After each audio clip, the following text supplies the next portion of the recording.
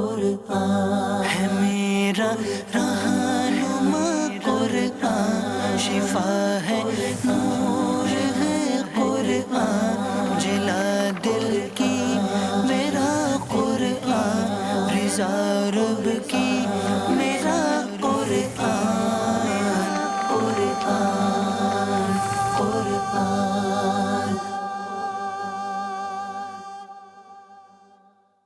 الحمدللہ رب العالمین والصلاة والسلام علی سید المرسلین، اما بعد فاعوذ باللہ من الشیطان الرجیم، بسم اللہ الرحمن الرحیم۔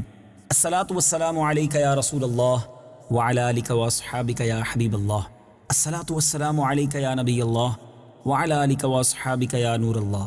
میٹھے میٹھے اسلامی بھائیوں اور مدنی چینل کے ناظرین، مدنی چینل کا سلسلہ ایک قصہ ہے قرآن سے۔ قرآن ہے میرا رہنما قرآن، شفا ہے نور ہے قرآن، جلا دل کی میرا قرآن، رضا رب کی میرا قرآن، قرآن قرآن۔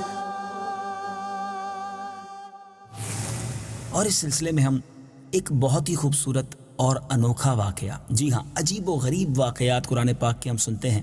آج قرآن پاک سے ایک ایسا واقعہ سننا ہے کہ جس میں 12,000 لوگ بندر بن گئے۔ جی ہاں ہماری اسی دنیا میں ایسا واقعہ پیش آیا، اور یہ تفصیل قرآن مجید فرقان حمید میں موجود ہے۔ ایسا کب ہوا، کیوں ہوا اور کن کے ساتھ ہوا، آئیے سنتے ہیں۔ روایت ہے کہ حضرت داؤد علیہ السلام کی قوم کے 70,000 آدمی عقبہ کے پاس سمندر کے کنارے ایلا نامی گاؤں میں رہتے تھے، اور یہ لوگ بڑی فراخی اور خوشحالی کی زندگی گزار رہے تھے۔ بیسیکلی اس میں زیادہ لوگ جو تھے وہ مچھیرے تھے۔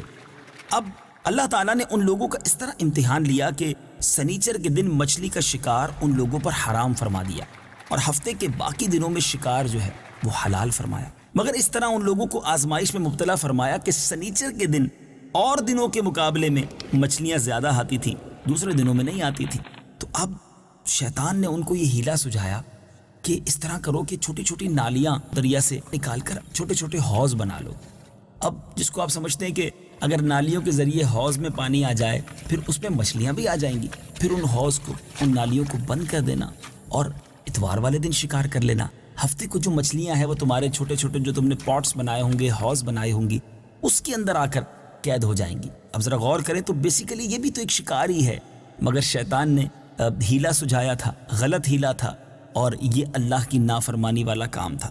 بہرحال لوگوں نے یہی کیا کہ وہ شیطان کے بتائے ہوئے اس مشورے میں آ گئے۔ اب ان لوگوں میں، ان یہودیوں میں 3 گروہ بن گئے، 3 گروپس ہو گئے۔ کچھ لوگ ایسے تھے جو شکار کے اس شیطانی ہیلے سے منع کرتے رہے اور ناراض و بیزار ہو کر ان لوگوں سے الگ رہے، باز رہے۔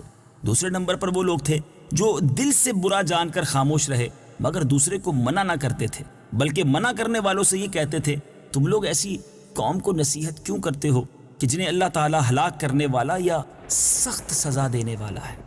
تیسرے قسم کے لوگ وہ تھے جو سرکش تھے، نافرمان تھے، جنہوں نے حکم خدا بندی کی اعلانیہ مخالفت کی۔ سنیچر کے دن شکار کرنا منع تھا، مگر پھر بھی ہیلے بہانوں سے انہوں نے گویا شکار کرنا شروع کر دیا۔ اب یہ 3 قسم کے گروہ اس قوم کے اندر بن گئے۔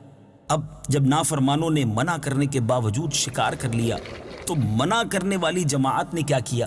انہوں نے کہا کہ ہم ان نافرمانوں سے اب کوئی میل ملاپ نہیں رکھیں گے۔ انہوں نے اللہ تعالیٰ کے حکم کی صریحاً بالکل علی الاعلان نافرمانی کی ہے، اب ہم ان سے الگ رہیں گے۔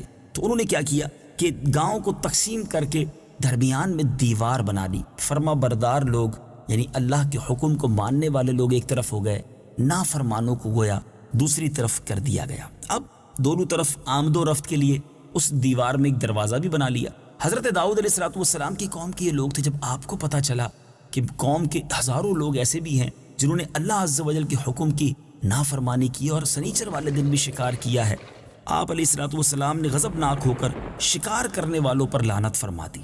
اس کا اثر یہ ہوا کہ ایک دن ان خطا کاروں میں سے کوئی باہر نہ نکلا۔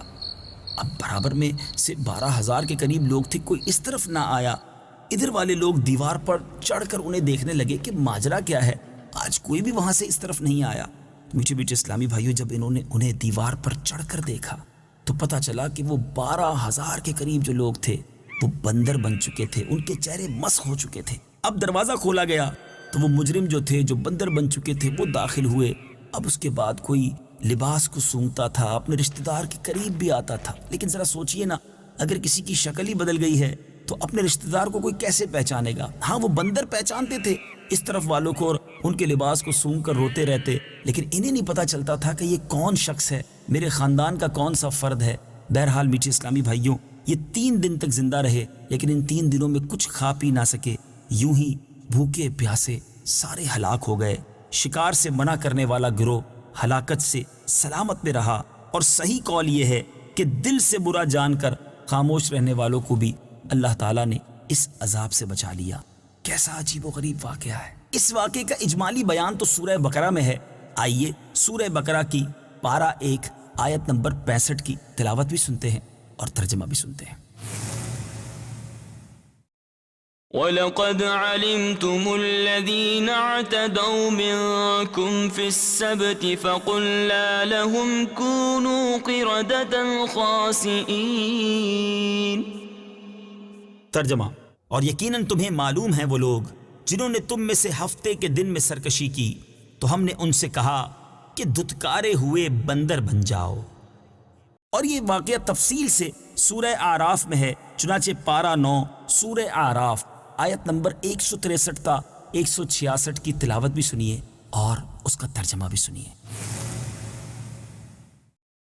وَاسْأَلْهُمْ عَنِ الْقَرْيَةِ الَّتِي كَانَتْ حَاضِرَةَ الْبَحْرِ إِذْ يَعْدُونَ فِي السَّبْتِ إِذْ تَأْتِيهِمْ حِيتَانُهُمْ يَوْمَ سَبْتِهِمْ شُرَّعًا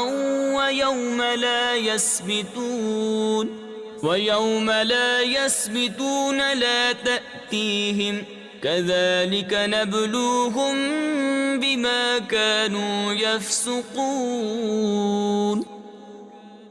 ترجمہ: اور ان سے اس بستی کا حال پوچھو جو دریا کے کنارے پر تھی، جب وہ ہفتے کے بارے میں حد سے بڑھنے لگے، جب ہفتے کے دن تو مچھلیاں پانی پر تیرتی ہوئیں ان کے سامنے آتی، اور جس دن ہفتہ نہ ہوتا اس دن مچھلیاں نہ آتی۔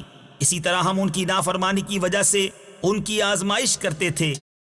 وَإِذْ قَالَتْ أُمَّةٌ مِّنْهُمْ لِمَ تَعِظُونَ قَوْمًا اللَّهُ مُهْلِكُهُمْ أَوْ مُعَذِّبُهُمْ عَذَابًا شَدِيدًا قَالُوا مَعْذِرَةً إِلَىٰ رَبِّكُمْ وَلَعَلَّهُمْ يَتَّقُونَ۔ ترجمہ: اور جب ان میں سے ایک گروہ نے کہا تم ان لوگوں کو کیوں نصیحت کرتے ہو جنہیں اللہ ہلاک کرنے والا ہے یا انہیں سخت عذاب دینے والا ہے، انہوں نے کہا تمہارے رب کے حضور عذر پیش کرنے کے لیے اور شاید یہ ڈریں۔ فَلَمَّا نَسُوا مَا ذُكِّرُوا بِهِ أَنجَيْنَا الَّذِينَ يَنْهَوْنَ عَنِ السُّوءِ وَأَخَذْنَا الَّذِينَ ظَلَمُوا بِعَذَابٍ بَئِيسٍ بِمَا كَانُوا يَفْسُقُونَ۔ ترجمہ: پھر جب انہوں نے اس نصیحت کو بھلا دیا جو انہیں کی گئی تھی تو ہم نے برائی سے منع کرنے والوں کو نجات دی اور ظالموں کو ان کی نافرمانی کے سبب برے عذاب میں گرفتار کر دیا۔ فَلَمَّا عَتَوْا عَمَّا نُهُوا عَنْهُ قُلْنَا لَهُمْ كُونُوا قِرَدَةً خَاسِئِينَ۔ ترجمہ: پھر جب انہوں نے ممانعت کے حکم سے سرکشی کی ہم نے ان سے فرمایا دھتکارے ہوئے بندر بن جاؤ۔ میٹھے میٹھے اسلامی بھائیوں، اس واقعے سے سیکھنے کو کیا ملا؟ پہلے تو یہ سمجھ آتا ہے کہ وہ لوگ جو اللہ کے نبی کی نافرمانی کرتے ہیں، اور اگر نبی علیہ الصلوۃ والسلام ان سے ناراض ہو جائیں تو اللہ کا غضب کیسا نازل ہوتا ہے، انسان بندر تک بن سکتا ہے۔ اب یہاں اس قوم کے اس دل دہلانے والے واقعے میں 2-3 باتیں بڑی سمجھنے والی ہیں۔ ایک تو اللہ کے نبی کی نافرمانی، دوسرا شیطان کے ہیلے بہانوں میں آ جانا۔ لوگ کہتے ہیں جناب سب چلتا ہے، اب جیسے آج کے دور میں سود کا نام انٹرسٹ رکھ دیا گیا، پروفٹ رکھ دیا گیا، ہیلا بنا کر بہانہ بنا کر کسی چیز کو جائز کر دینا۔